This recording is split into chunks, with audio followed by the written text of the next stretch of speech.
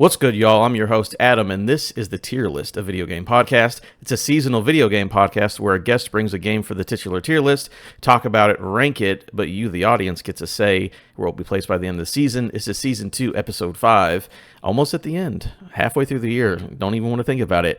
Today, my guest is the most supportive human being in any chat or podcast that you will ever see in your life. It's Keaton. Hey, bud, what's up? Hey, Adam, I'm doing good, and thank you very much for the kind words. I am the Tails to everybody's Sonic. You love it. So tell people if you have anything that you want to talk about or promote, and tell us the game that you brought today. Yeah, so first off, I guess the only thing that I really have to promote right now is the furry convention that I help run.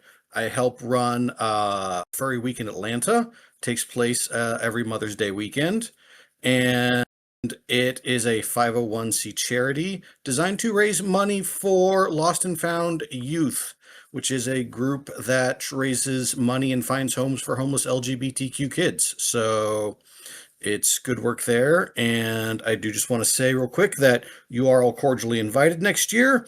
We do not have a video game room. We have a video game floor of the Hilton. And you do not have to be a furry to attend. Furry Weekend Atlanta is all about letting people be who they want to be for one weekend. And if you want to be a person who spends your weekend in a floor with different video games, we're happy to make that your reality. And the game that I brought is the Rocky Horror Picture Show, released on Switch and Steam and probably other systems that I didn't look up. I believe it is Switch and Steam. That's what I could see. But yeah, Rocky Horror Picture Show. I'm excited to talk about this. First of all, great charity. Everyone make sure to go check that out. Go to Atlanta in May and enjoy that. But also, we have things to talk about this game/movie that this is my first experience with. I'm very excited. But first, you can go to patreon.com/the tier list. There's a free way to vote. Support if you can as well. Shout out to Patreon producer Manly Brian for supporting over there on Patreon. Make sure to sub. So manly. He's so manly. He's not at all. That's the joke. Sub and review on podcast services. Follow on socials at Adam Gumby or at Tierlist Gaming. YouTube.com/Adam Gumby. All these links, as well as the guest info, are in the description, as well as a link to a straw poll, another place to vote for free. Make sure to check out the straw poll of every episode so you can place the games where they go at the end of the season. So, before we get into it, I want you to tell me why you picked this game specifically, if you've had any prior history with it or anything like that. And then looking at our tier rankings, you don't have to rank it yet, but maybe where you're thinking of putting it. I picked this game because I really enjoy it, and I don't think enough people are talking about or know about the fact that the question of what if the Rocky Horror Picture Show had a 2D side-scroller like every other movie that came out in the 80s? And this game answers that question. For better or for worse, the question is now answered. It's very good. And then where were you thinking about ranking it? I would say probably in the B or C tier, because I mean it's a really good game. It's no Alan Wake 2, but it also deals with weird horrors of the mind. But yeah, it's a fun little side scroller. Let's figure out where it goes. All right, I like that. Yeah, for me, just in general, like I said at the top, I have never seen the movie or the play. I'm assuming there's a play. I have never played the games before that.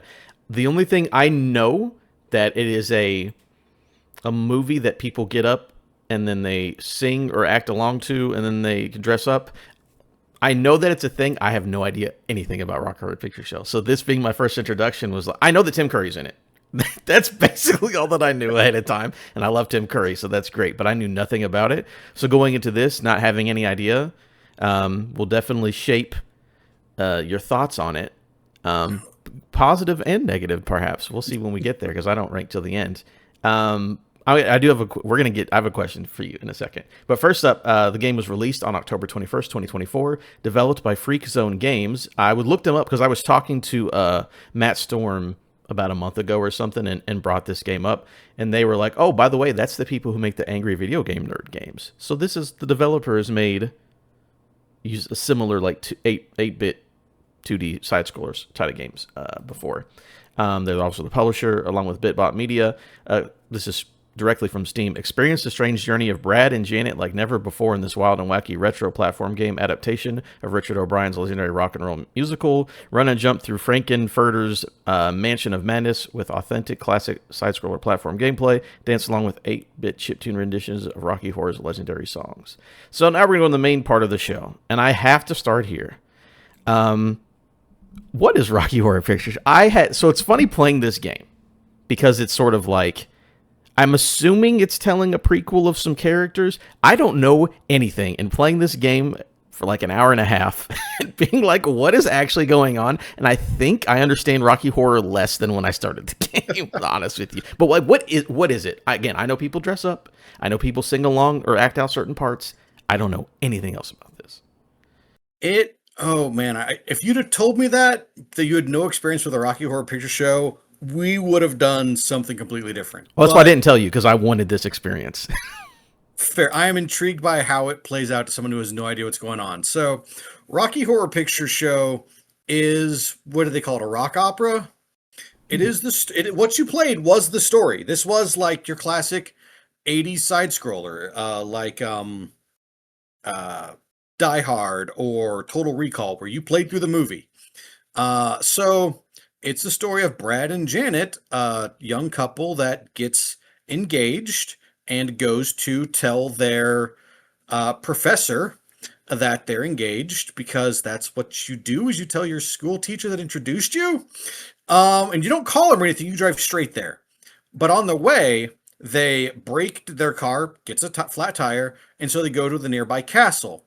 I know, castles don't have phones, but they go there to use the phone, and they encounter, just happen to be there at the time of a wild party where Dr. Frankenfurter is celebrating the fact that he has built a Frankensteinish monster, a man brought back to life, and then it turns into a wild orgy. Or no, let's see, how does that go? Rocky is born, and then I didn't think I'd have to describe. Okay, and then Dr. Scott shows up by sheer coincidence, and then they're trapped. Their minds are given into decadence. Brad puts on a cute little outfit. And then Riff Raff betrays Dr. Frankenfurter, and then the movie is over. Okay, similar to the game then. The only thing that confused me, I would have assumed Tim Curry was Rocky, because it's the main character. I assumed that would have been his name. And then the whole twist, again, I might sound like an idiot for everyone who watches this movie. That's cool.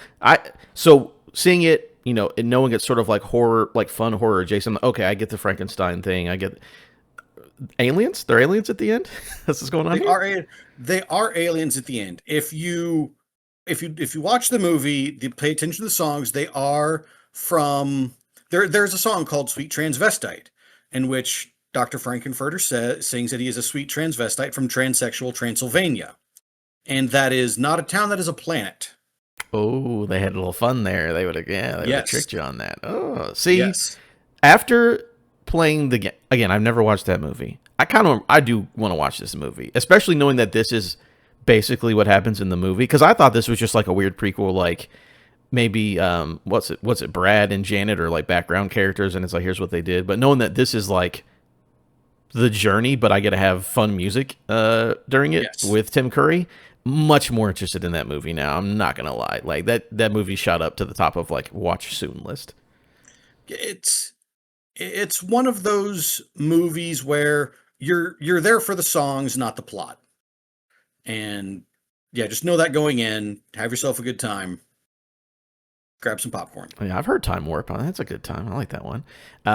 So yeah, no, that's interesting to know that this is basically that. So the whole thing about Brad and Janet, so I'm guessing they're like really sexually like closed off, and then they meet the alien, and then they all sing and dance and become horny. Is that kind of the idea of the movie? Because yeah, I feel like that's what happens in the game. You figured out the subtle nuance. Okay. I get there. I get there. That's very cool. All right. So now that we know that I know what Rocky Horror is, we could talk about the actual game itself. Again, it is a retro 2D platformer. Um, in the I don't know what it's in the style of. You jump and then throw boxes at little creatures that jump around. That's basically the entirety of the gameplay of the game. I would say it's very similar to the old Rescue Rangers game in that you're Mm. running around and you're picking up boxes, but you can't hide in the boxes and you have to use them to build the platforms. Yeah. So like in Rescue Rangers, you just threw the box at the enemy, it went off screen, that was the end. In this one, you are using them to build and solve small climbing puzzles. Uh, so yeah, I know anything more closer is not coming to mind. Okay. Cool. I'm sure How do there's a game you? out there. Yeah. How do you feel about the gameplay loop? Because it's very much again you're going through the castle. Maybe you'll switch characters and go through another part. Now there's more enemies. Um, just overall, someone who plays more retro games than I do, does it feel good? Was it like the enemies and everything? I know the music. I heard the music and I understood it, but does it seem like a good representation? If this was 1992, do you think that this game would have been a hit and would have been like? Are they nailing that feeling? I guess is what I'm asking. Yeah, I believe so. It is a late 80s, early 90s side scroller, but it captures that really well with the quality of life of you don't have lives. And like, back in the day, it'd have been like, cool, you died 3 times, back to the beginning of the level, or, you know, even worse, back to the beginning of the game. But no, in this one, it's you died, start over like 30 seconds to a minute ago, try it again. But outside of that wonderful, wonderful improvement, it very much captures the feel of side-scrolling platformer. You start out as Brad, and Brad takes 2 hits before he dies, and you can even find outfits that let him take 3 hits before he dies. And then the story switches to Janet, and that's when the game says, "Cool, you've had your fun. Now we're playing for real." And Janet gets 1 hit death. Um, but it's an 8-bit sprite running around in a negligee, so it's got that going for it. Yeah, If you like that sort of thing. it's not too bad. Yeah, no, the back part of this game again, I do appreciate a game that's not overly long because like the last game on the tier list was Mixtape, and it was like, man, what a good game that is 2.5 hours and I can move on with my life and enjoy the experience. And this is similar. Like this game, you can beat an hour and a half. I guess depends how good you are at platformers. But yeah, Mhm. once you hit like that 30-minute mark and you switch to, I guess after they both have sex with the same person. I don't know what's going on. Yeah, you caught it. Yeah. I got it. Yeah, yeah, yeah. But after that point, like it becomes like again, I'm with you. I'm that happy they did like the checkpointing because it becomes a Mhm. very difficult platformer at that point where it's like, yeah, you have 1 hit as Janet, and then there are enemies. Sometimes like so you would pick up a box or whatever an item in the world, and you can throw it at an enemy to kill the enemy. And there are runs in this game where it's like there are 5 enemies. And there are 5 things to throw at the enemies, and like some of them do, like the little brain guys, like do not stop chasing you. So it's like, oh, it becomes a challenging platformer in like the last 45 minutes. Yeah. I do appreciate that they reuse the levels and they just add more enemies and more dangers, more traps. That's kind of cool because I just thought it was neat. As the game says, mediocre level design at one point. It breaks the fourth wall a little bit, a couple of places. Yeah, no, that was Uh, fun. They're like, hey, by the way, this is pretty good. It's all right. Go have fun, guys. Yeah. It's a very funny game. It's hard to write a game and be funny. Again, not knowing these characters, not knowing what's going on. I thought everyone was, for the anytime there was dialogue, I'm like, this is charming and fun and enjoyable. So I nailed that. But awesome. after we play as Janet, we then go to the doctor guy. What's his name? The science teacher. Dr. Scott. Dr. Scott, and then it becomes an even more difficult platform. I think that, like, yeah, the game just ramps up, becomes more difficult. As he's now going through, again, earlier levels we've already done, but he's also in a wheelchair. So that's fun getting to do platforming as a guy in a wheelchair. And then, yeah, and we get to the point, where boss battles. They're all relatively the same, but that last boss battle against Riff Raff, is that his name? The guy with the Yeah. gun? Tough shit. How many tries did that one take you to get through? Because that is because when we fight, I'm just gonna keep calling Tim Curry. When we fight Tim Curry, it's very much like grab the box. He's got a whip. He'll jump around a little Mhm. bit. When we fight Riff Raff, he's doing that. Plus, he's got a gun. He'll just randomly shoot and randomly jump all over the place, and it's like that's a tough one. That one is a tough fight. It took me a while to get through it, uh, but then you do, and then you roll credits. And if you're playing the newest patch, then you unlock New Game Plus. I did not play this. I'm curious if you touched it because I saw that and I was like, well, I'm about to record. I don't have time to go through this, but do you know what's Okay. going in difference? Have you played it? What's the deal? New game. Yes, I have. It's fantastic. Because gathering my thoughts here. Sorry, listeners. So with New Game, the thing that Rocky Horror is most known for, besides being Rocky Horror, is audience participation. So when you go to a screening, there are call and or like for instance, like earlier, Brad will say in the thing, "We passed a castle a while back. We should go see if they have a phone." At that point, the audience cries out, "Castles don't have phones, asshole!" Um, Okay, very and good. so when the game unlocks New Game Plus, and there's like the whole movie's full of it, and different people have different calls and responses. So in New Game Plus, whenever you go through, it is now audience participation mode. So again, like that scene will happen, and Brad will say, like the cut scene, Brad says, "We got to go find the castle," and then a little voice box will appear at the bottom. "Castles don't have phones, asshole." And then, Oh, whenever the level starts, Brad's name has been replaced with asshole. oh, that's fun. Um, Okay, all right, all right. and so then also like throughout the different cutscenes, audiences will shout out or different things, and also kind of call out some of the references because the game does a great job of throwing in references to other old classic video games. Um, I won't say what because that kind of spoils the fun. But if you're an old school gamer, you'll recognize them. Okay, that's fair. See, I had no idea. That is actually really fun because that's what I knew Rocky Horror for was the audience participation. Everyone goes and does that. So that is really fun that the New Game Plus is just if you're here for this, we know you're the fans. So here's the that is I actually really like that. As far as New Game Pluses go, that's got to be a top of the list of like coolest ideas for a New Game Plus. Absolutely makes it worth a second playthrough. And the funny thing is, that was not originally in the game. That was added later, I believe, because I was talking with Keith of the former Main Quest podcast, and he was doing a thing called player suggestion month for player versus podcast to be official. And he reached out and he said, "Y'all can submit nominations. Whatever I pull, I'll play." I'm like, "Cool." I submitted that, and so he played it and said, like, "Oh, that was a lot of fun. I loved the New Game Plus mode." And I'm like, "The what now?" So I went back and found, and I'm like, "Oh, this has been added." And so that was pretty cool. Unfortunately, Keith then loved the game so much and wanted to talk about it so much that he canceled his podcast completely. Ooh, is it because of Rocky Horror? Is that what we're gonna blame it Actually, on?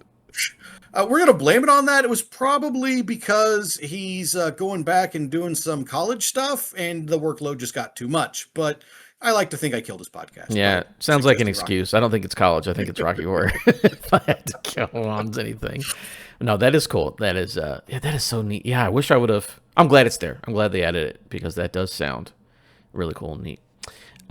Is there anything else about the? So the good thing about this is that like it's such a fun, easy, bite-sized game, but then it's also like you could talk about all of it relatively quickly, which is not a bad thing. So is there anything else you wanna hit on? Because it might be short and sweet, which is not a problem. But I talked about everything I like. I like the music. I like the platforming. I like the story now, and I'm gonna watch the movie. The New Game Plus sounds amazing. So everything we've talked about so far has been pretty good. I do just want to say, so you liked the music, but you didn't know the music. So I just want to point out that Hmm. it does a great job of 8-bit versioning the music that you do love. Um, and the classic songs that they fit where they go. You're like, "Oh yeah, this is the perfect place for this song." Yeah, no, I only recognize Time Warp because I feel like that's probably the most popular one that everybody knows. And outside of that, I was like, yeah, this is cool music in the background. Yeah, I assume that it's a song, but I did not know it was a song in the movie. But that's good to know that they actually because they nailed Time Warp, so that's good to hear they did well for the rest.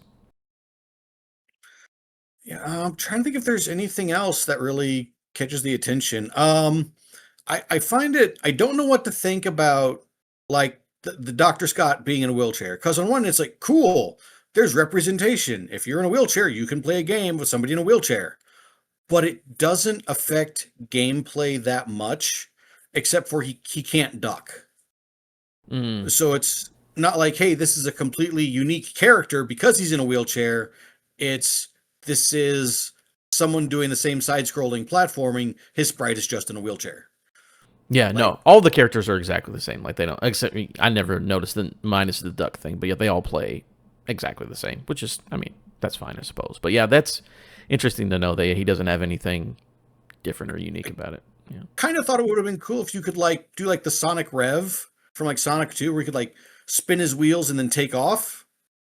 But I mean, I don't know, right? I'm not a person in a wheelchair, so I don't know if that would have been funny or like borderline of who knows, right? Not me. Who knows? But yeah, now either way, it is just, yeah, you are playing through the same level again, but now it's just a little more enemies, more traps kind of a thing with a different character. So that, yeah, that's fair enough.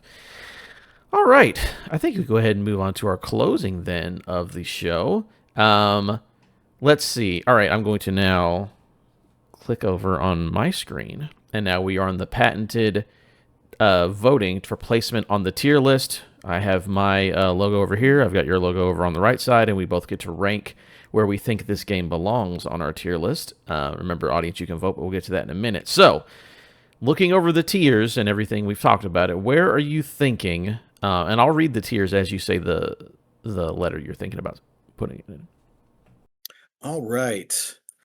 I think, and I kind of wanted to, because like your first season was all great games, and I kind of thought like that's cool, but it's a very clustered tier list. So I wanted to kind of get some other stuff in there that I thought was fun, but you know, like not quite S class. I love And variety. Let me so tell you, I'm all about it. good. I'm glad. My first thought was that this game would be C. Uh, C grade. Do you want to cover that?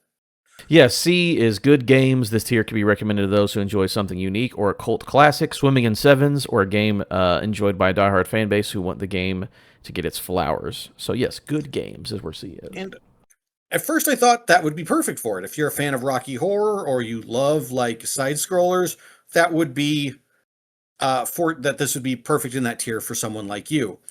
But then when they released New Game Plus, which I found out after we talked about me covering this game for the show, that I thought changed things enough to rank it up to B.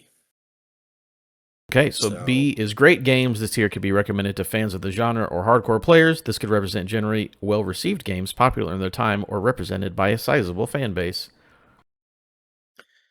and yes, this is if you are a fan of the genre, you get to play through this game twice. The second time with not additional levels or gameplay, but additional content.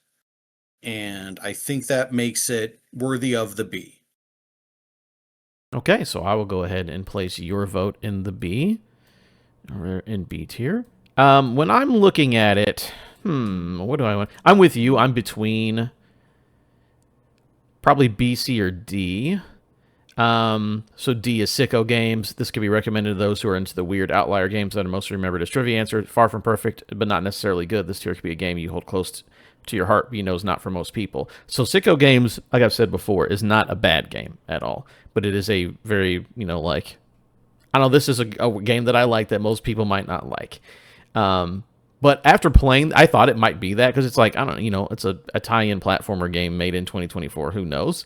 But after playing it, I was like, no, actually, I think people who really like the movie would probably have a blast out of this. So that immediately moves it out of D. So I'm looking at C or B, like we talked earlier.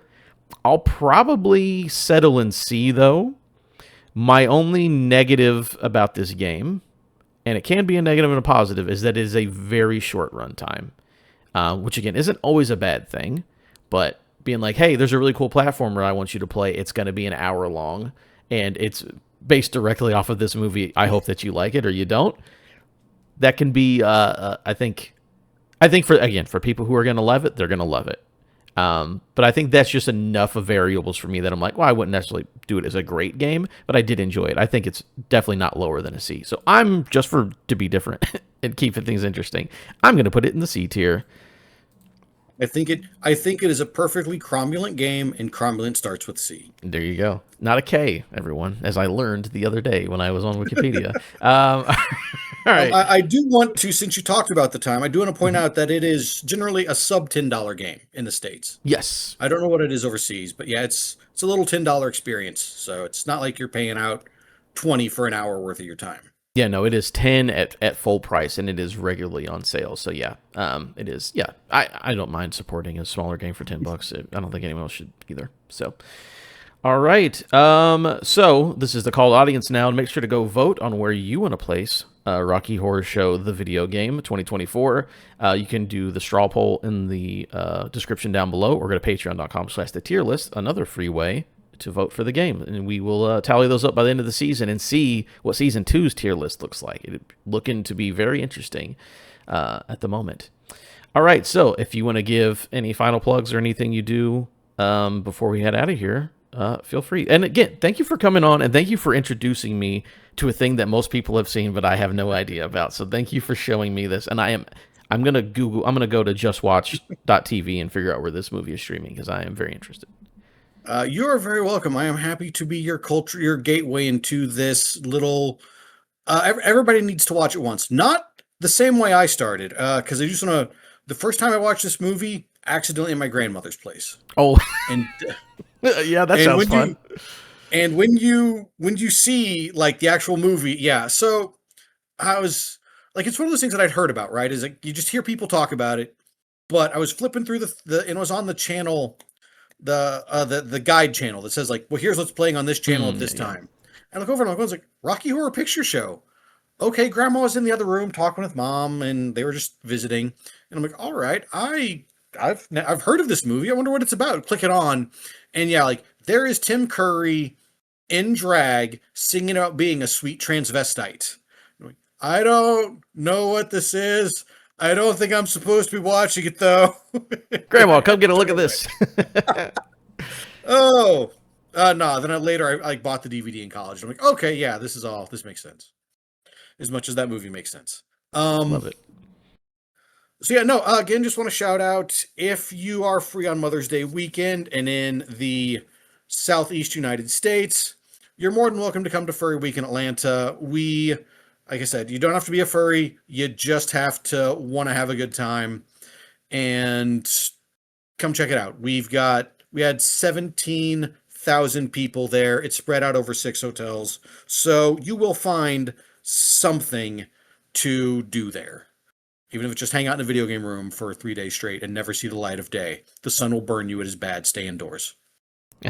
I love that. And again, thank you for coming on and just being the most supportive. Every time I'm listening to a podcast in a stream, here comes Keaton in the chat. And I'm like, oh, yeah, let's go. I love it. I appreciate it very much. Oh, thank you, my friend. I'm glad it's appreciated. Oh, I'm no, glad I'm not annoying everybody. No, well, not me. I don't know. I can't speak for others, but no, I think people appreciate it. It's pretty awesome. But thank you once again, and have a good one, y'all.